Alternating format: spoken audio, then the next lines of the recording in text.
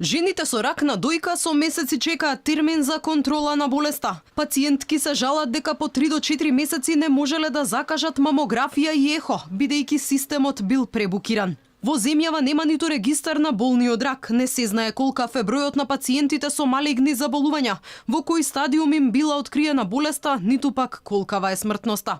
Надлежните допрва работеле на креирање регистар кој треба да помогне во детектирање на пропустите и превенција на болеста.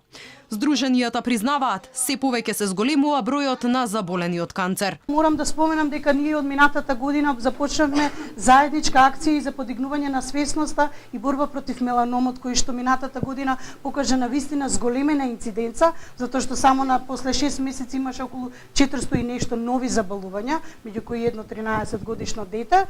Од Министерството најавуваат набавка на 8 нови мамографи за рана детекција на ракот на дојката, а наскоро ќе пристигнат и нови лекови за пациентите со малигни болести. Новите терапии, значи морталитетот и директно у новите студии зависи од примената на новите терапии. Сега имаме значи нови лекови за рак на плуќа, рак на дојка, кои порано биле незамисливи. Недостатокот на сестри го отстранивме со обработување на 8 нови сестри на хематоонколошкиот оддел, а од втората половина со превземање и психолог кој што заедно со другиот мултидисциплинарен тим од клиниката се вклучи активно во работата како со децата, така и со родителите. Статистиката покажува дека во Македонија дури 4 жени на ден заболуваат од рак на дојка. Од Здруженијето за еманципација, солидарност и еднаквост на жените пак алармираат.